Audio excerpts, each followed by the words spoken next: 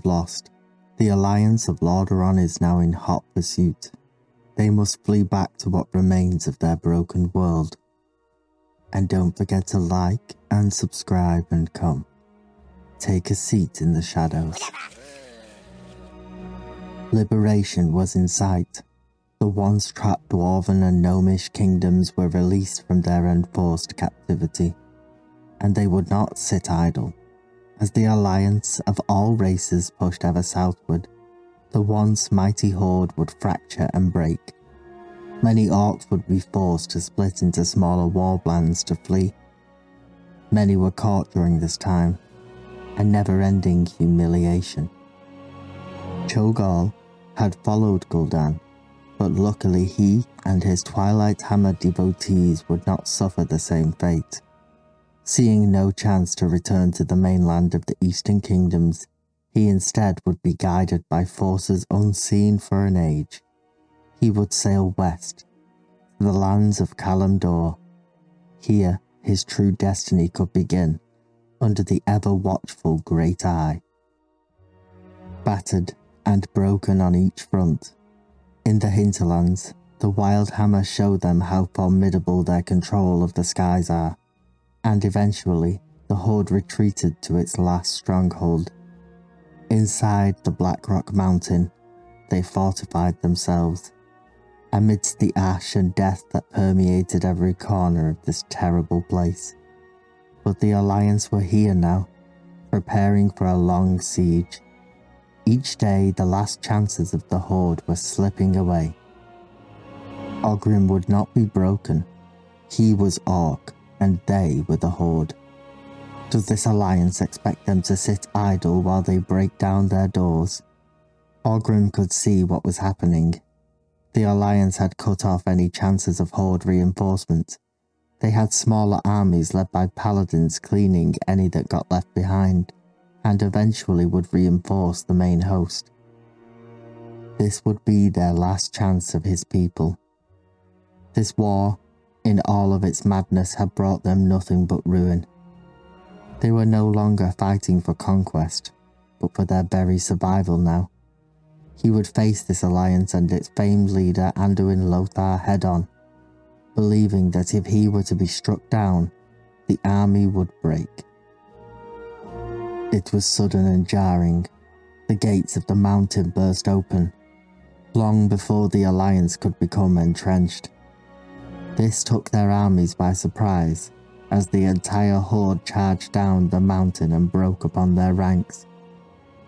Ogrim took the best of the best, his elite warrior orcs and ogre alike, and headed for Lothar. The battle was awe-inspiring. Between these two legendary combatants, hammer and sword repeatedly clashed against them, as both sides could not help but watch, transfixed, as their leaders engaged in a deadly close combat duel to the death. While equally matched in skill, Ogrim's youth eventually gave him the upper hand. With sheer strength he managed to shatter Lothar's sword, and subsequently deal the killing blow. "Victory," he exclaimed loudly, seeing this as a turning point once more. He was almost right. Seeing their beloved leader fall in battle drove many of the alliance to grief and despair. But it was the paladin Turalyon that took the next action, as he laid his hands upon his king's broken blade. In that moment, a stillness fell over him. He steeled himself. No good could come from giving in to despair. He began to radiate a brilliant light. Those around him began to feel renewed, recharged, and strong. He unleashed the full force of his light and disarmed Ogrim with the broken blade. Surprised by this turn, he accepted defeat, lowering his head in submission. But instead of cleaving his head from his shoulders, however, he chose to spare him this fate and knocked him to the ground. Turalyon cried out to the Alliance, reminding them of everything they stood for, what they were truly fighting for in this war. He called out to the Horde for their actions, for giving in to their savage nature, that he would be punished, and Ogrim will stand trial, held accountable for his actions in the very capital he sought to destroy. The orcs buckled under the weight of the alliance as they renewed their faith. While some of the orcs managed to flee, the rest were clamped into chains, Ogrim among them. There were some clans of orcs that made it too late to the Battle of Blackrock Spire. The Dragonmaw were too late, and chose to remain in Grim Batol. The Red Dragons, still enslaved by the power of the Demon Soul, would keep the Alliance at bay. The Sons of Blackhand arrived in the Burning Steppes after the Alliance had moved on. They chose to reform their own horde once more within the fortress of the Spire. Other clans would scatter around the kingdoms. This battle had cemented Turalyon as a leader for the Alliance. He would remain in command and help the humans rebuild a shattered kingdom, starting with Stormwind City itself. A huge statue of Lothar was erected, with his sword pointing towards the mountain of the final battle, a reminder to all of the hardships suffered through this needless war. But the dark portal still stood, ominously looming in the back of everyone's mind. People feared that one day it may reopen. A renewed invasion may take place. A collective memory of terror for mortals of the Eastern Kingdoms. Khadgar and Turalyon also shared this fear, and they resolved that should the worst happen, they would be ready.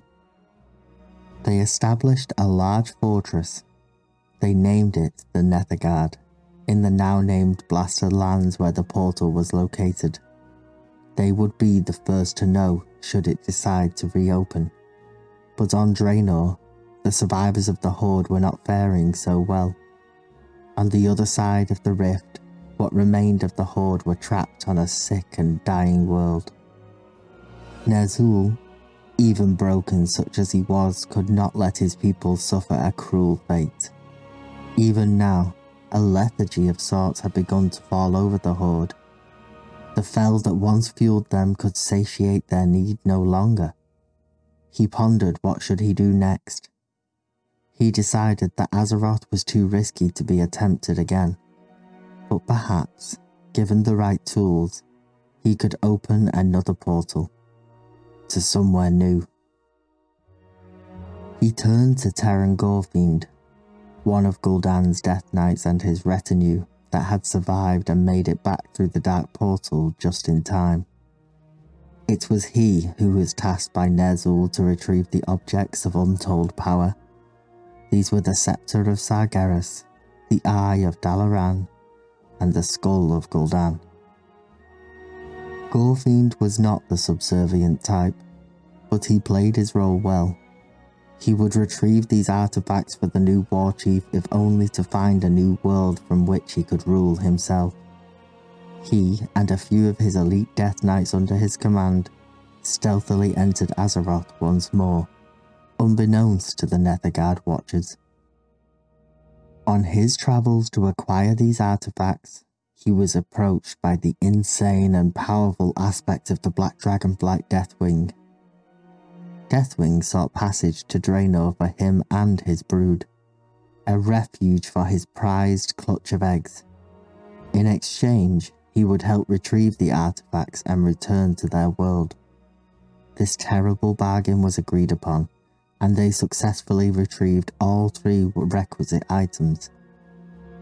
With the artifacts in tow, the march to the Black Temple would begin so that they could perform their ritual. However, the activity of the portal could not be obfuscated for long. It was merely 2 years from the last battle, but Turalyon was ready. He would lead the charge through the portal himself this time.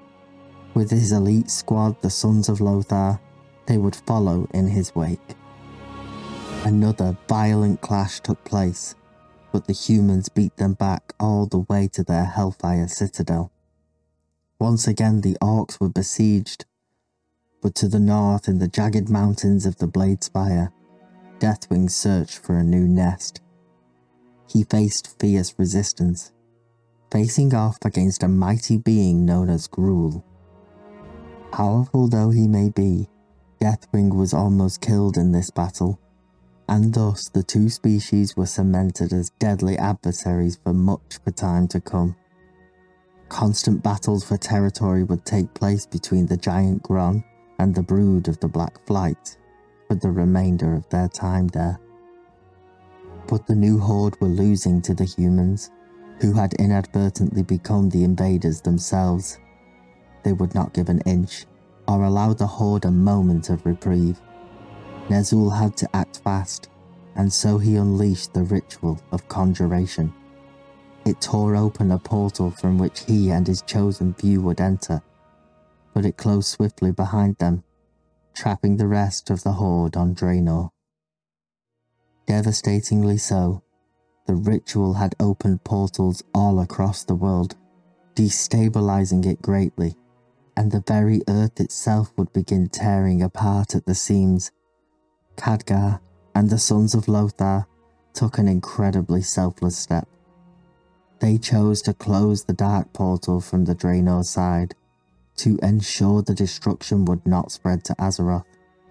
However, it trapped them on a world that was crumbling to dust. Ner'zhul and his followers thought they were safe, secure in this new world. However, they were not alone. Kil'jaeden and a handful of Dreadlords were waiting for him. The Burning Legion had used these portals long before the Orcs could imagine. But they would take Ner'zhul and begin a long and torturous process of breaking his mind. Ner'zhul's story is far from over, but at last the Horde was dealt with, and the dark portal rendered inert by the great sacrifice. I would like to thank everyone for all the support through all of these videos. I am so glad you guys find joy in them, as much as I do making them. So stay safe out there, and don't forget to come back anytime.